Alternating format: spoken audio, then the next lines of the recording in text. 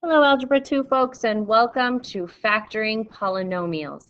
Now, I know we factored before, but factoring is back and it's bigger and better than ever. Okay, so some of you probably wouldn't say it's better, but it's definitely bigger than ever because we are going to be factoring not just x squareds, but we're going to be factoring higher order polynomials, which means we're going to be factoring, and then when we get done factoring, we have to make sure that we can't factor it again. Okay, so you can't just stop with one method of factoring and go, oh, it's fine, I'm good. Nope, got to make sure you keep checking. All right, so to help us with this factoring, you should take out your notes in your guided notes that I gave you in class, and we will fill that out. And you should also maybe take out your factoring reference foldable that we did in chapter 4 on quadratics. So you can go back and maybe pause and look at it and see if you can figure it out on your own. That will really be beneficial for you to understand what you're doing. All right, so let's just make sure we know what factoring means, and we will get started, okay? So factor, to break apart into little parts that are being multiplied. So all those pieces are being multiplied together, and if we multiplied them together, we would get back to what we originally started with, okay? The strategy is the same, but the answers in the problems look a little different now that we're dealing with those higher order polynomials like x cubed, x to the fourth, x to the fifth, and you just really need to make sure that once you do one type of factoring, you check to see if you can do another type before just moving on to the and saying the problem's over. Okay, so let's go ahead and get started with greatest common factoring. Remember, that's taking out something that's in common for all terms. And this is a big idea. A lot of times, before we can factor the other methods, we need to take that greatest common factor out. So always check to see if you have anything in common before doing any other types of factoring. All right, so what do these guys have in common? They have a 25x squared. So we put that in front. Remember, our greatest common factoring always goes in front. And then times what's left over. That means we divide out what they both have in common. So 50 divided by 25 is 2. X to the fourth divided by x squared is x squared.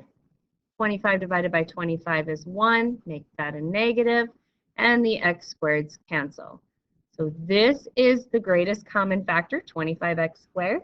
And this is what's left over. Okay, two things multiplied, we get back to the original. Now what we want to do is we want to make sure that we don't need to factor again. So it's safe to say that if you had an x to the first here, you would never factor again.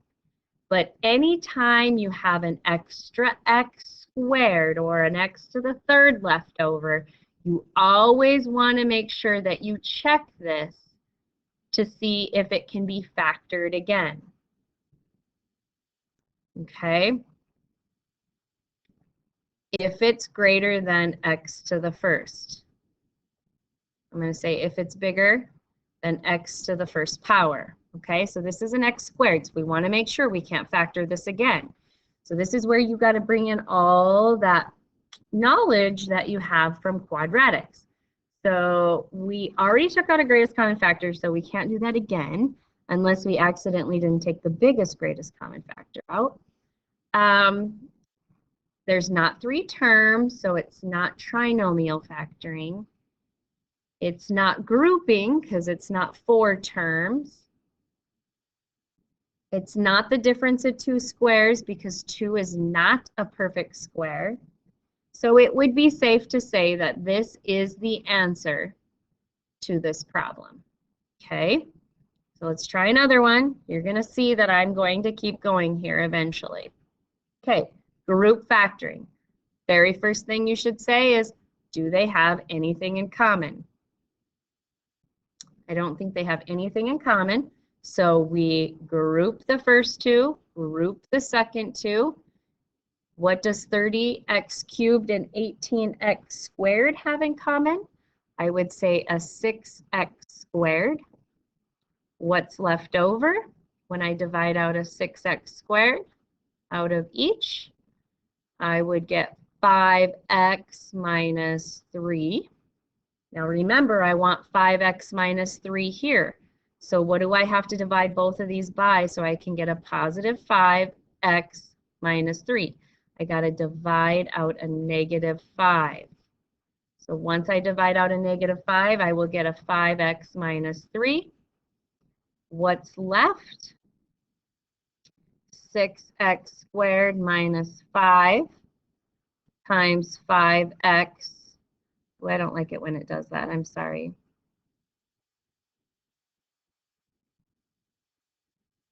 Times 5x minus 3. So one of those and both of those go together. Now this one can't be factored anymore. It's to a power of 1. We got to check this one out. So go through your list. Do they have anything in common? No. Do they have 3 terms? No. Are there 4 terms? No. Is 6 or 5 perfect squares? They both have to be perfect squares? No. So it would be safe to say that this is the answer to this problem. Okay, let's go on and do another one. Trinomials in quadratic form. Okay, so any form that has, oops, sorry about that, any form that has an x squared and then a 1, so that's half. If it starts with a 4, then this would be a 2. We can use the same concept of factoring trinomials in any one of these forms. So as long as the first one is double the second one, we can use the trinomial method. That's that AC method. Okay, so first thing we should do though is always ask if there's anything in common. No. So then A times C is negative 24. Okay, what are 2 factors of negative 24 that make negative 5? That would be negative 8 and positive 3. So we rewrite the problem as 2x squared minus 8x plus 3x minus 12. And then we do our grouping. So what do they have in common? 2x. So what would be left over would be x minus 4. Group these together, divide out a 3. X minus 4, 2x plus 3, and x minus 4. These are both to a power of 1, so I can safely say that it can't be factored any further. All right, now here's where the tricky part comes.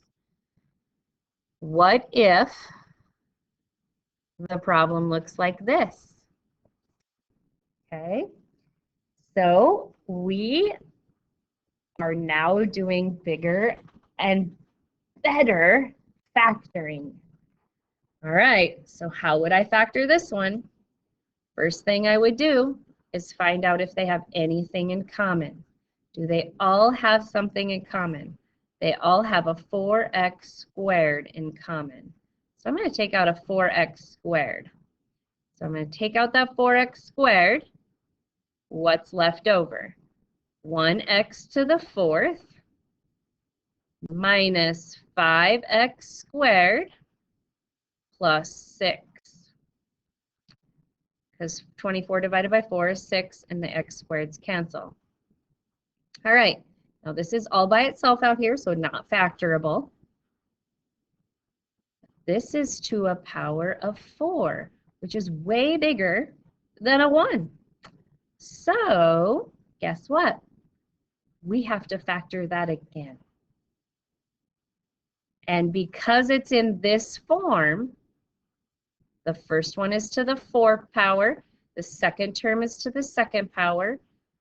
I can use the AC method on this. Okay, so 1 times 6 is 6.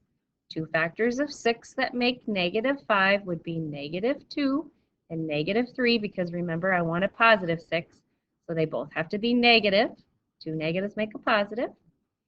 Okay, now when you rewrite this, you write 1x to the 4th, but this time you don't write -2x, you write -2x squared. Whatever this guy was in the middle, that's what that has to be here.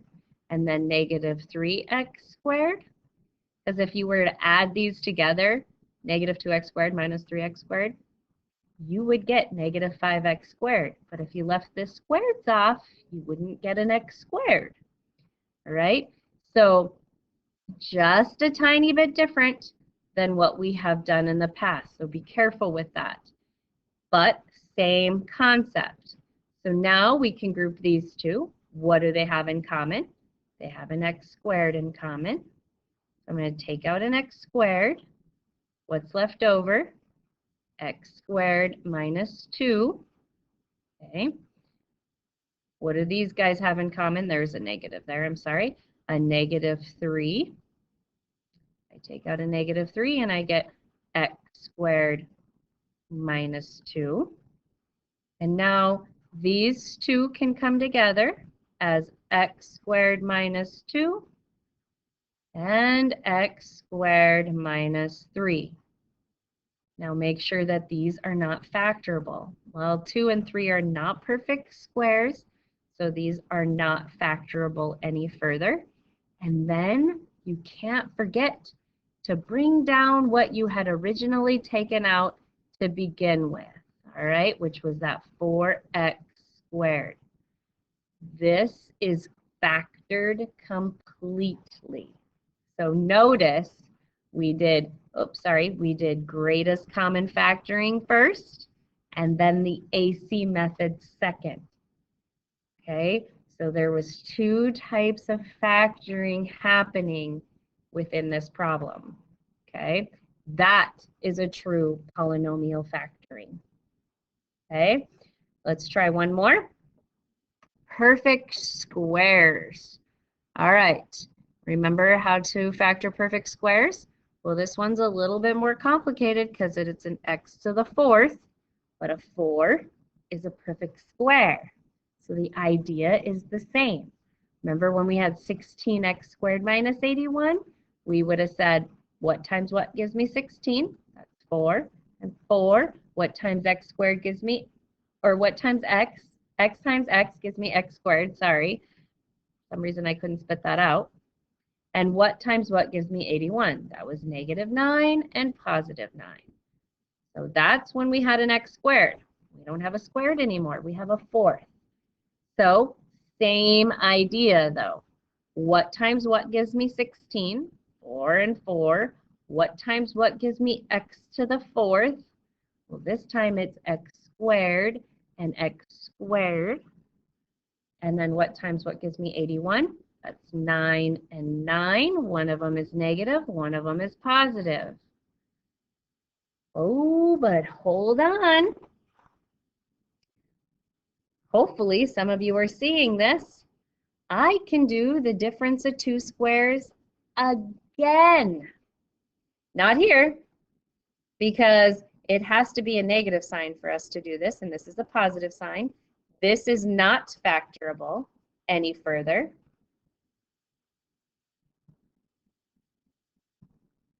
Okay, so we can't do anything with this one anymore. So I'm gonna just put it over here because it's part of my answer, but I can't go any further. But I can break this one down because 4 is a perfect square, 9 is a perfect square, and x squared, I can break down into x and x. So what times what gives me 4? That'd be 2 and 2. What times what gives me x squared? Yep, that'd be x and x. And what times what would give me 9? -3 and +3. So we can factor this one once more, okay? And we get down to this. These are to the power of 1. I can't go any further. So 2x again, sorry, that keeps happening. 2x minus 3 and 2x plus 3 and x squared, 4x squared plus 9 are all the factors of this problem. So that pretty much covers factoring for polynomials.